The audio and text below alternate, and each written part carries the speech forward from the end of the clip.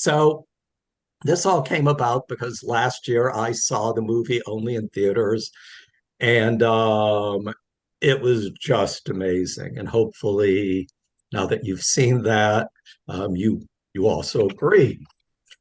So we've put this together and other screenings like this because I really believe every family business next gen and family business member in the world needs to see this movie. It will change their lives. We're not there yet, but we're going for it. So before I turn over the program to Jean Santos, I want to thank her, Kyler Gilbert, and John Benham from BCR, an extraordinary family business advising firm. I also want to thank Will Ford and everyone at the Capital Group. Truly put up with my nonsense, and thank you.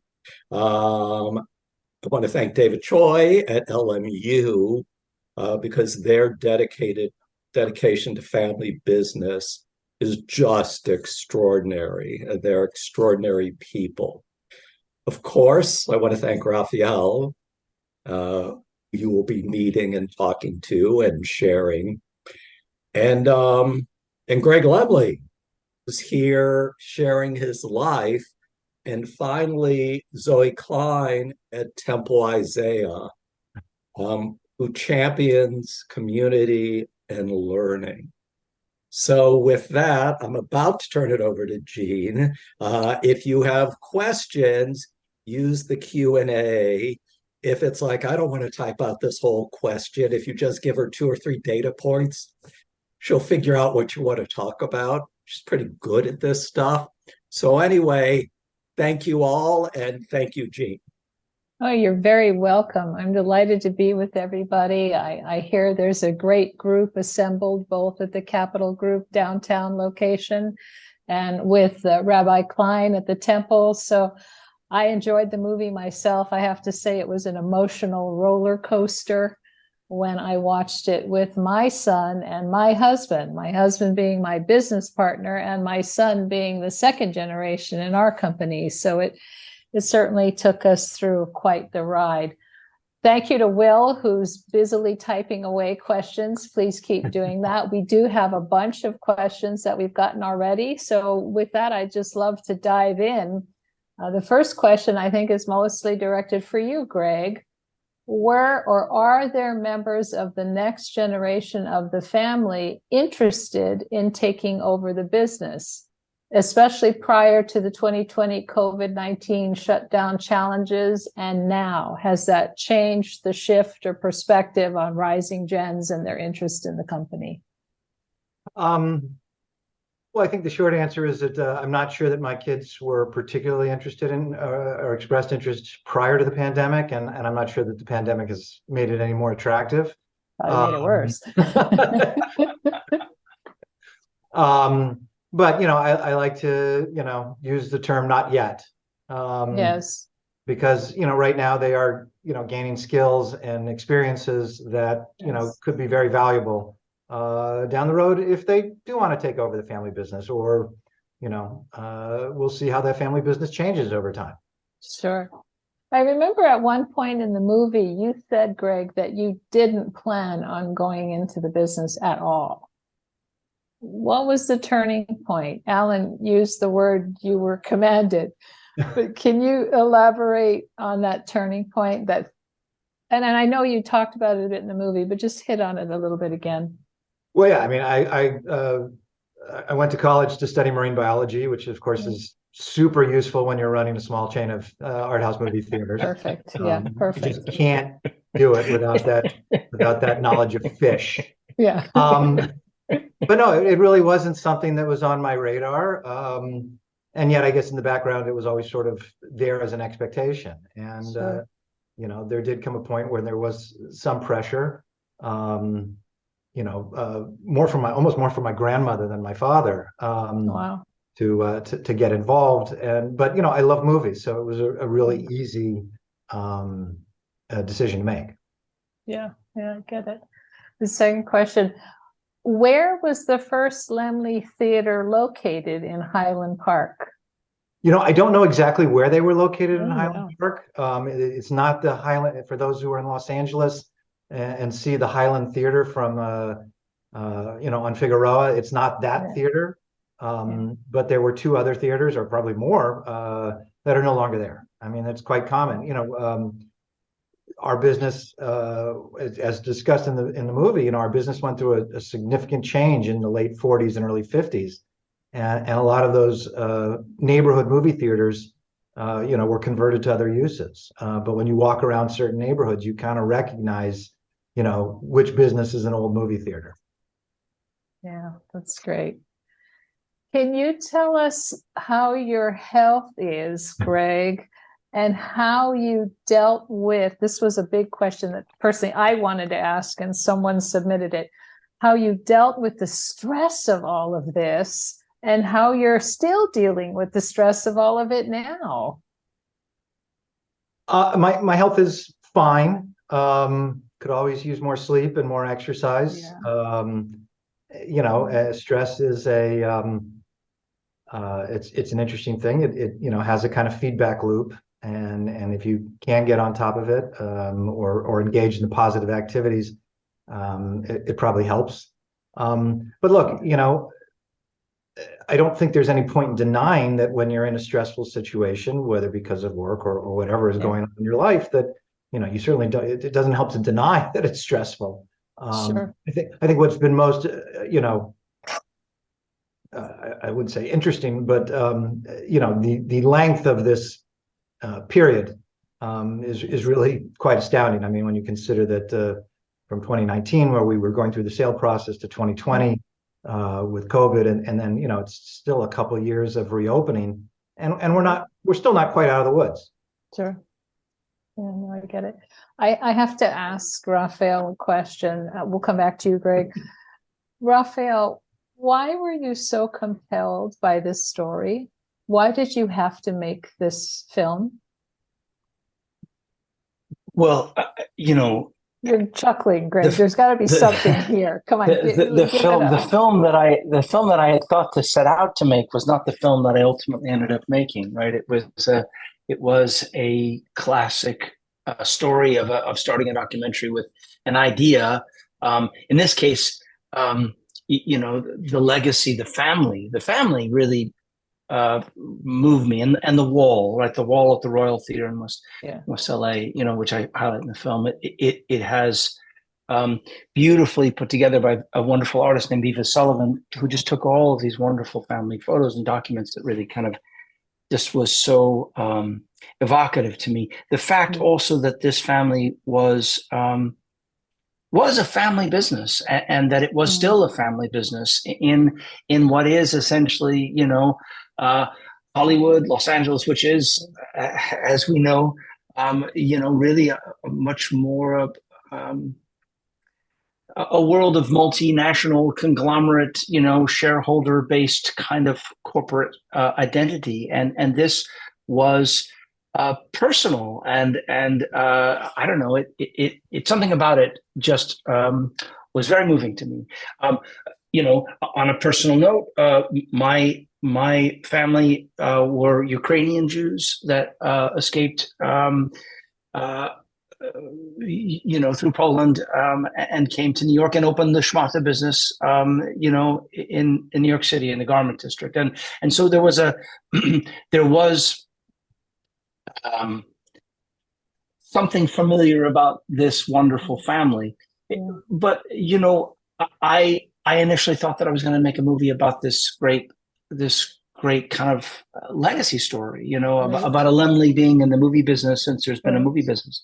This whole other trajectory, of course, happened literally in front of our eyes, and this was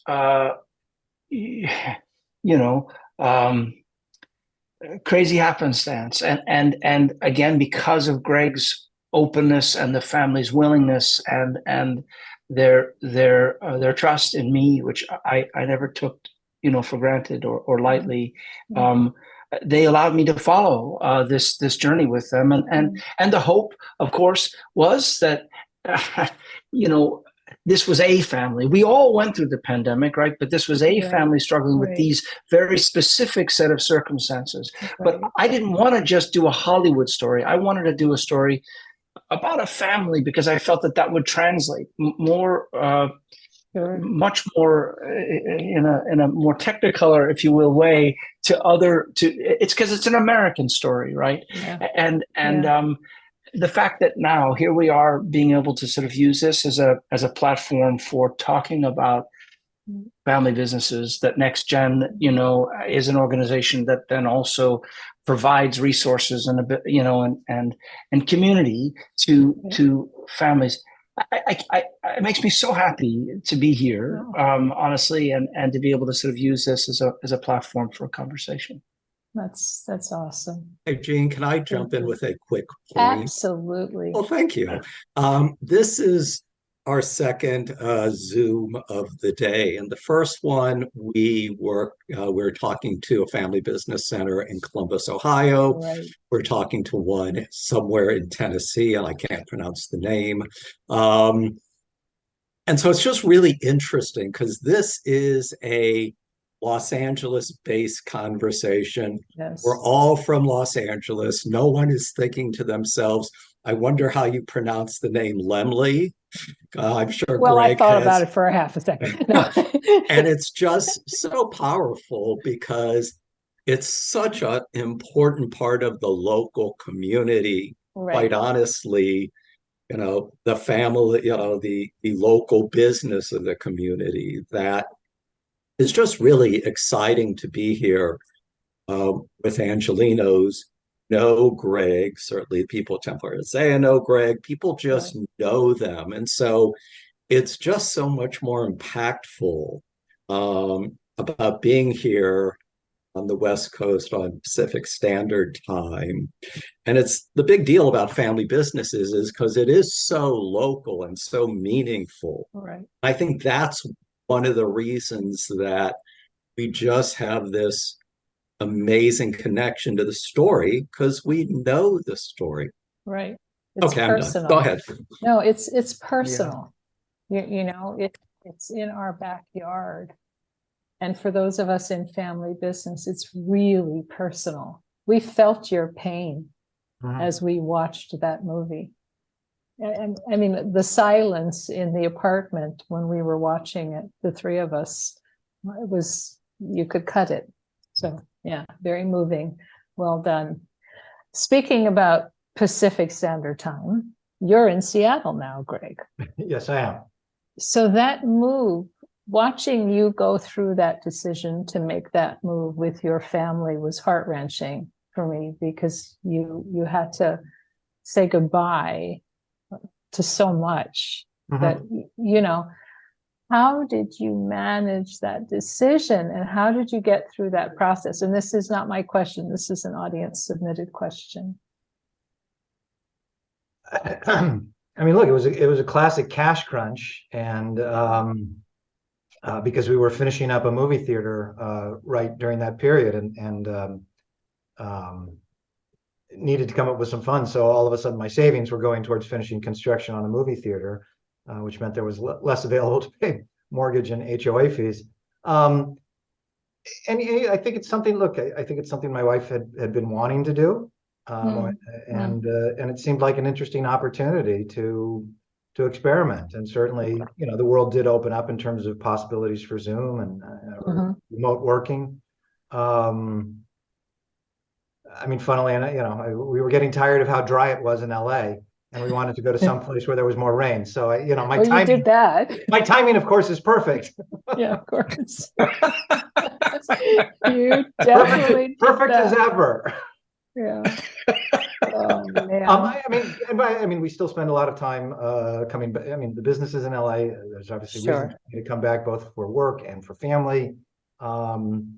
You know, but in the meantime, Seattle is where I live and I love it here, and I'm very happy. Do you commute? Like, I mean, do you have this regular schedule? Like, I go to LA every 4 weeks, or how does that work? It may shock you, but we tend to be in LA during the winter for a longer visit. Yeah. Got it. Okay. But otherwise, it's back and forth and as needed. The Yeah. winter is a nice time to escape Seattle, although Sure. it's great to be here when it snows. Somehow I Yes. always manage to be in LA around the start of baseball season. Go And Dodgers. Did I say that? Sorry. go Dodgers. And I don't know. I will be there at the end of October, so I guess we'll see. Yeah, we'll see. Right. So I'm going to kind of combine two questions, which I think would make for interesting conversation. So first of all, how did you make it through COVID? I mean, you showed us some of the COVID strategy, and I loved the changing marquee and the comments on the marquee. That was fantastic. But you did show us that. So that's part of the question. What did you lean on to give you inspiration to navigate that? And then second part of the question, how's the business doing today, especially since the movie has been completed and hopefully circulating out there? How did well, look, I got more involved. First, our trade organization, the National Association of Theater Owners, started doing weekly Zoom updates, and that was really helpful. Just to hear what was going on with the science, what was going on with potential subsidy programs that were working their way through through the process. So just being able to share time with others who were in similar straits was really helpful, and know that there was someone who was fighting for us, collectively, so that we weren't having to do that all ourselves. So that was very helpful. We tried to stay in touch with our audience. We started a virtual cinema platform, just so that we could maintain connect. I mean, it was the revenue really almost wasn't worth it, but we wanted to be able to at least continue a conversation with our customers about film, so that we could all get to the day where we could start seeing things again in movie theaters. But in the meantime, bring them continue to point out that these unique films were still out there and available to them. And then and then just trying to figure out what are the strategies that are going to get us through this and to the date when we can reopen. And how is the business now? So I mean, moviegoing is back. I think arguably as strong as ever. Certainly, you see that with the grosses for individual films, where we've had some huge box office successes since the reopening. If the numbers are down overall, it's because there are fewer wide release films in release, and that's about a switch of getting production dollars back to theatrical movies and away from straight to streaming type product. But that's that is in process, and it's only going to accelerate over time. Other than the little hiccup that we've had with the strikes, you're right. But I think you're going to see more movies in movie theaters, which is great. The art house sector is having a little bit of a harder time, so that impacts individual locations. Okay. Raphael, another one for you. How did the movie get made? And maybe we're digging too deeply here, but who financed it?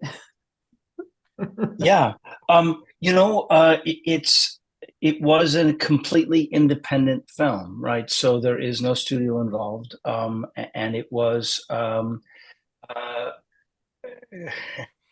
least initially, it was a bunch of my own money, because when Greg had told me about his about Elise, who was 103 at the time, and I met his dad, 85, who was still going to work every day, and as I say in the movie, because of my the passing of my parents, basically very very suddenly, I felt compelled to jump in and get them on film.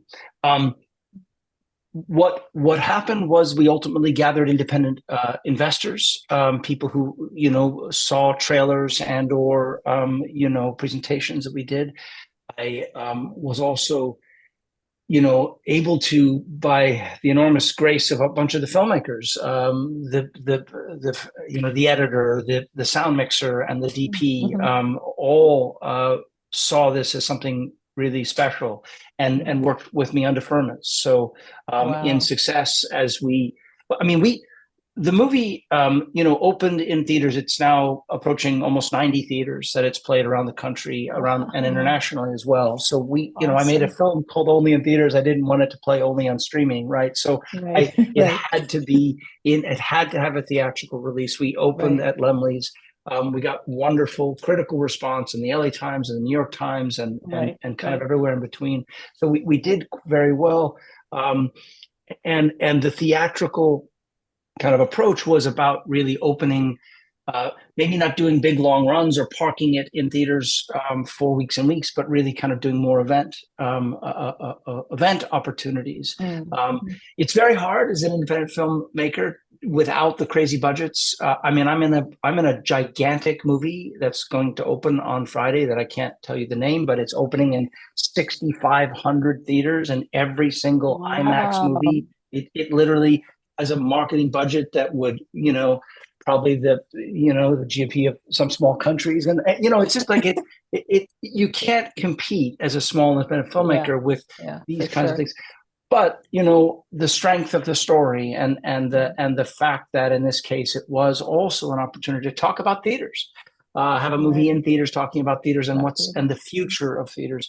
So all of this gave it a bit of momentum, and, it is available on, this is a special event, and obviously this is to highlight, really next gen's really work and how, again, using this as a platform for discussions about family businesses, and and that's wonderful.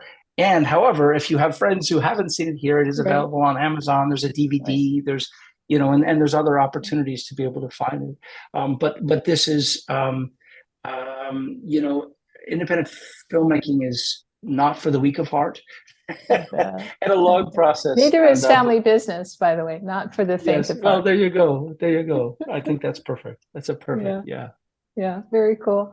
So this is a funny one. I love it. So Greg, what is it like to see yourself on the screen in your own theater? I enjoyed a degree of anonymity. Not anymore. Theaters, and it's kind of gone. My wife and I even went to a screening up here in Seattle, and we were recognized in the theater there. So that was a lot of fun. Just be careful when you go to your local Whole Foods. By the way, disguise appropriately. Seeing the movies, it was I did not see the film until it premiered to the public. Oh, wow. So that was a little bit of a shock to the system. In part having just to relive those 2 years. Sure. Yeah. But I have since, it's a lot easier to watch the movie now. That's great. That's great. What's been the secret to keeping family relations intact within the Laemmle family through all of this challenge, Greg? That's a big thing. My Aunt Elise was in the movie, and we had, she has since passed, I should say, at 106. Oh, wow.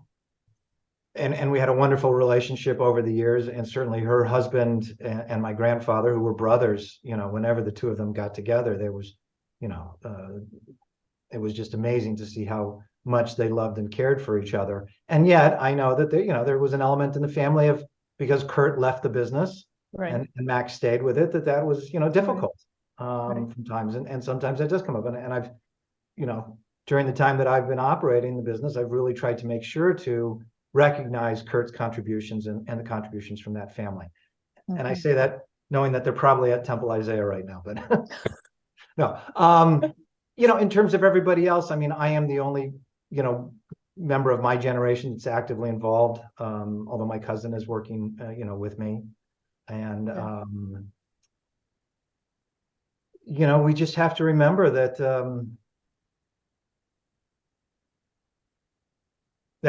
first family comes first, and that,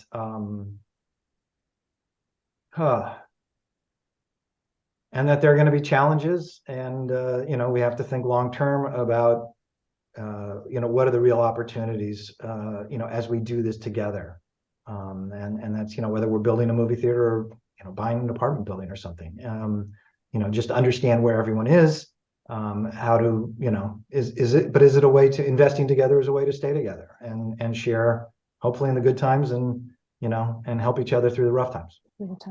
Yeah.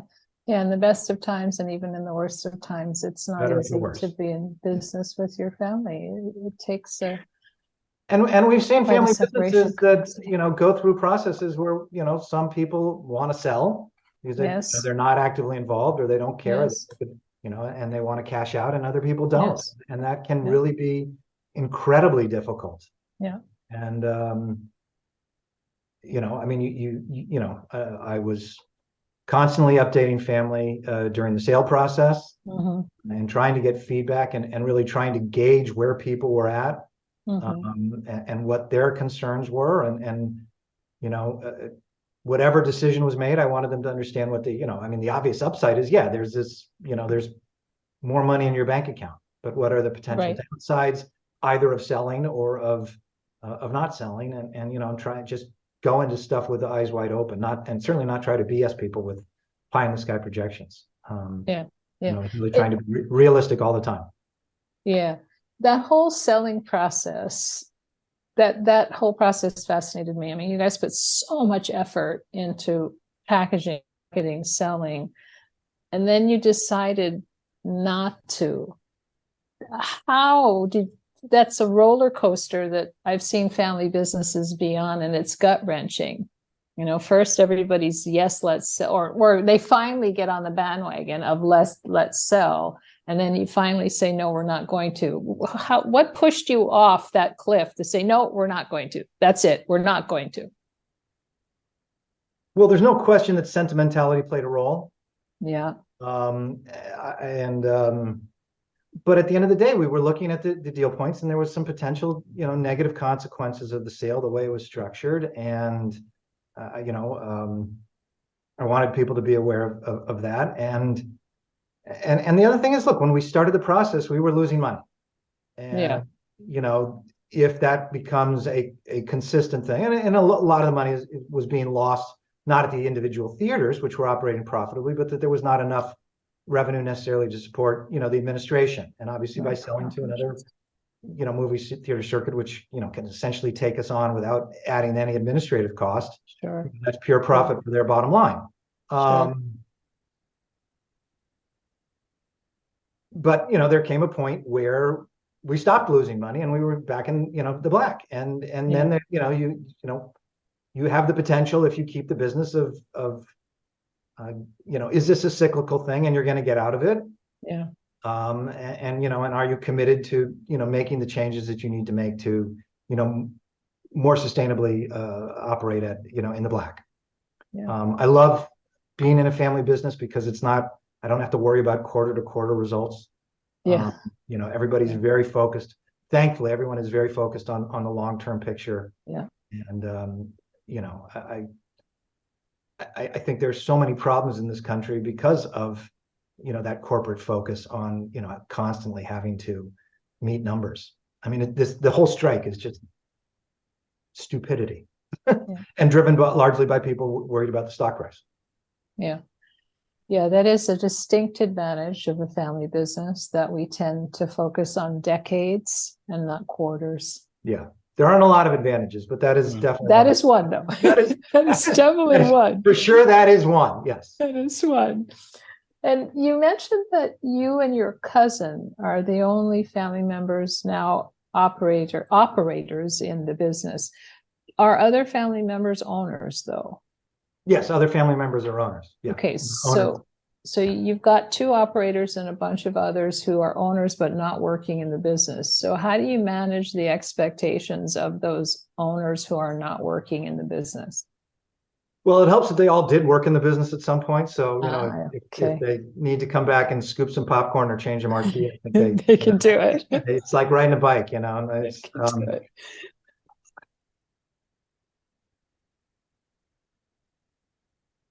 Well, one of the things certainly is to be able to say, if I'm asking you to invest, in many cases, that's because the business has put money in your pocket. In many cases, not money that you had to invest yourself to start acquiring. So, one of the things that I like that I did was that I did consider, 20 and 30 years ago, what is the transition of ownership, and how Yes. can we, manage that process so that it's not something that's, put off until, Yes. a death in the family, and then all of a sudden, Right. if people are invested for a longer period of time as being owners, not only do they have the benefit, but they, I think they get accustomed to it, and they appreciate it. So I Right. think working on leaving this, I mean, obviously you need to work on succession planning in terms of handing the business off operationally to a next generation, but absolutely working on estate planning issues and trying to Oh, yeah. get people involved along the It's way is essential. also really super. Yeah, it's essential. I love, I mean, it's funny, but it's not funny. Being in conversations with founding generations of family businesses who are older like me, and they'll sit there and say to me, well, if I die, then, and I'm like, wait. There's no if in this equation. There is no if in that equation. That's correct. Deal with this concept of succession. Yeah. So yeah, I get it. All right. Future forward. How many independent movie theater businesses exist today? And what do you think it's going to look like for this niche of independent movie theaters in the future, say as, 5, 10, 25 years from now? Right. Yeah, I think, well, look, I think movie exhibition is going to continue. Recently we had a theater that had been closed for years reopen in Los Angeles. I'm in Eagle Rock. The Vidiot's Foundation reopened a single, well, it's a couple screens and a store that has, rental of physical media, CDs and VHS tapes even. So, wow. Now that operates on a different, yeah, I mean, that's a different model. And it's a model that's, you're seeing a lot around the country of community, non-for-profit movie theaters that are taking over, the old movie theater or just whatever storefront type place in their community. Here in Seattle, there are commercial movie theaters, of course, but there's also the film festival that runs the theaters year round. And does that. So there are certainly some advantages to that model. We're still putting a flag in the in the soil for a for-profit art house business operation. Cool. So Greg, you dropped us a hint about a cool movie coming out on Friday. So we'll have to watch and we'll go, oh, that's the one Greg was talking about.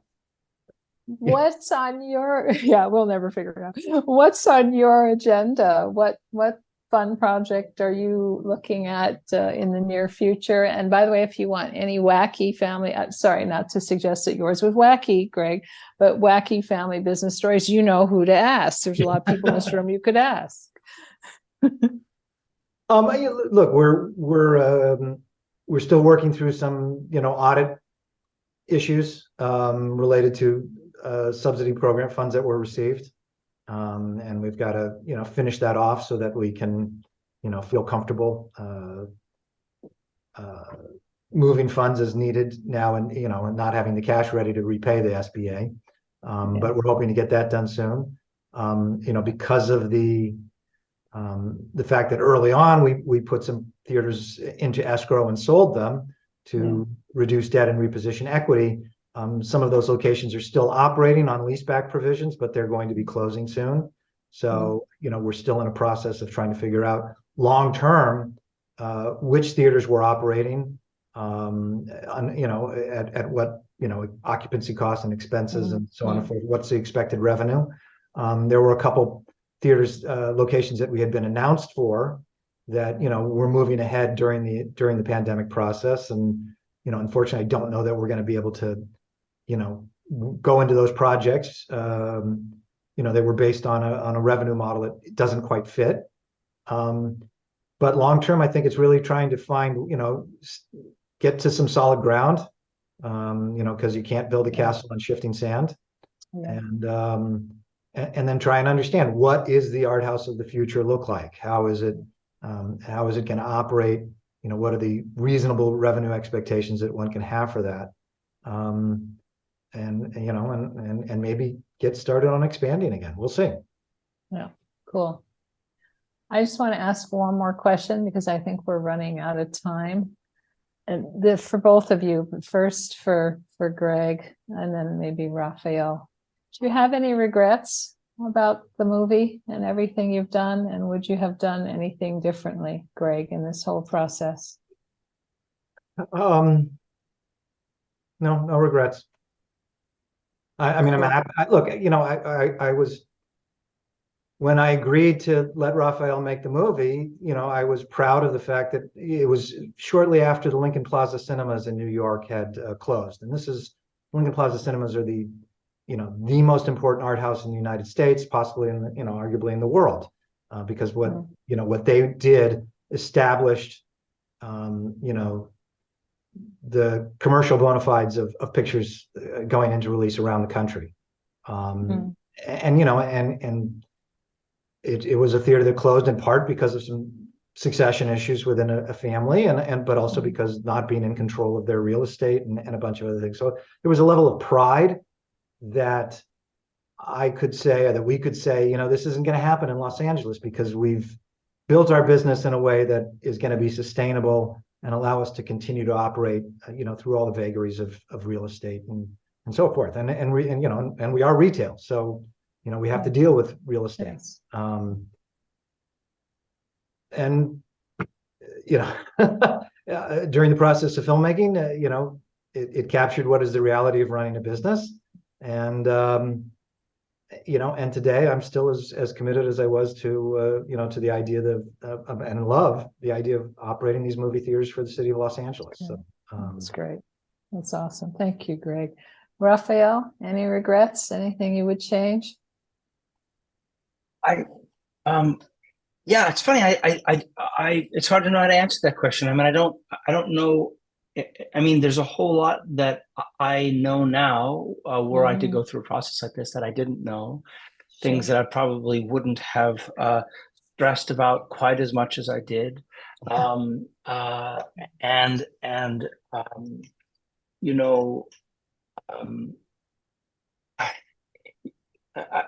Really, the overriding feeling that I have is of just enormous sort of pride about what we all accomplished. There's so many people that I collaborated with who made this possible, and I'm the director, but it was such a collaboration with so many extraordinary artists, and that's the best and most fun part of working in film, is the collaboration and being able to the community of it, the passionate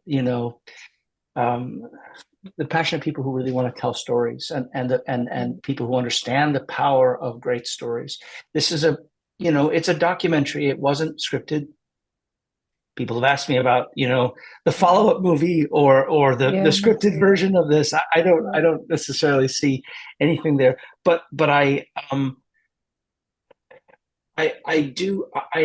just, so grateful that both Greg and the family were open to taking this journey, that we could, integrate things like COVID. It's not a COVID movie, right? I mean, COVID's an element of it, but it's so much more than that. And while COVID was COVID, it is also in the specter of kind of this larger discussion about the future of movie theaters. It's also a metaphor for can we, just facing the impossible obstacle, and what came through for me, and again, this is related to the family, is the sense of mission. This family for 85 years has dedicated themselves to the art of film, to the filmmakers who make them, and to the audiences who love them. We know, because those of us, I mean, I lived in LA for 20 years. I'm now on the East Coast, but the Laemmle Theatres are not just movie theaters, they're cultural institutions, and not just because of their programming, because of all the things they do, and because of them being gathering points. I have a lot to say about how important it is and why we need to go to movies here as we face chronic loneliness and depression and anxiety. Any opportunity to be in a room with others is so important. The fact that the screen is bigger than us, the fact that we can actually come to a piece of real estate where there's no interruptions. That we are really that we get to have a mental vacation, as it were, because we get to get carried away, and the laughter and the gasps and the screams and the tears all get amplified by virtue of you being in an auditorium with others. All of these things are play to who we are as human beings, which is we're social animals, and the ability to have that is so important. I have gone all around the country, talking to in cities that don't know Laemmle, don't know, never been to Los Angeles, and yet it resonates with them. That makes me so happy. But it's also, it's a family business. Again, I think that's why we're here. Yeah. But there's also, I've been able to because of what shines through with Greg and his mission and the family mission and their dedication. And Greg and I have a back and forth about whether or not he's a hero or a protagonist, but his hero's journey, I think, is, for me anyway, really about sort of, staying the course to continue to provide these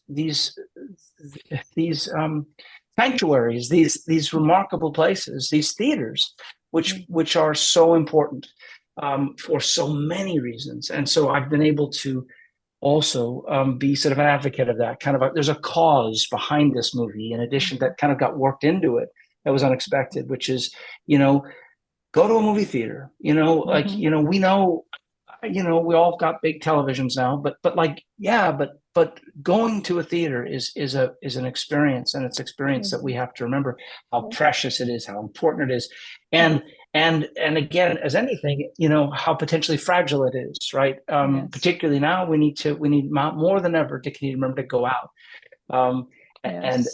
So that's what this journey has sort of been. It's been so phantasmagoric relative to becoming very entrenched with the family, but also really deeply enmeshed in this sort of idea of what's important, and certainly family is at the center of that. Well, you are both remarkable, Greg and Raphael, absolutely remarkable. Thank you both.